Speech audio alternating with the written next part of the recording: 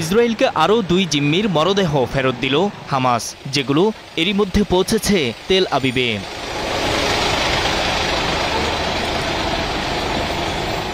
চুক্তি অনুযায়ী 28টি মরদেহ ফেরত দেওয়ার কথা হামাসের, কিন্তু এখন পর্যন্ত 12টি ফেরত দিতে পেরেছে গাজা নিয়ন্ত্রণকারী সশস্ত্র সংগঠনটি। এখনও বাকি 16টি, যদিও সেগুলো উদ্ধারে চেষ্টা চালিয়ে যাচ্ছে তারা। ব্যাপক ধ্বংসযজ্ঞের কারণে মরদেহ উদ্ধার করতে সময় লাগছে বলে জানিয়েছে সংগঠনটি। কিন্তু এর মাঝে হঠাৎ করেই ফিলিস্তিনের সহায়তা প্রবেশের প্রধান পথ রাফা ক্রসিং আবারও বন্ধ করে দিয়েছে দখলদার ইসরায়েল।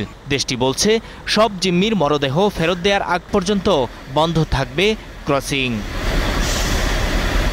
ইসরায়েলি প্রধানমন্ত্রীর কার্যালয় শনিবার রাতে এক বিবৃতিতে জানায়, মৃত জিম্মিদের ফিরিয়ে দেওয়ার উপর নির্ভর করবে পরবর্তী সিদ্ধান্ত। এদিকে নেতানিয়াহুর এমন সিদ্ধান্তের ক্ষুব্ধ প্রতিক্রিয়া জানিয়েছে হামাস। সংগঠনটি শনিবার রাতে এক বিবৃতিতে বলেছে, নেতানিয়াহুর এই সিদ্ধান্ত যুদ্ধবিরতি চুক্তির স্পষ্ট লঙ্ঘন। মধ্যস্থতাকারী ও জিম্মাদারদের তিনি যে প্রতিশ্রুতি দিয়েছিলেন তা অস্বীকার করার শামিল।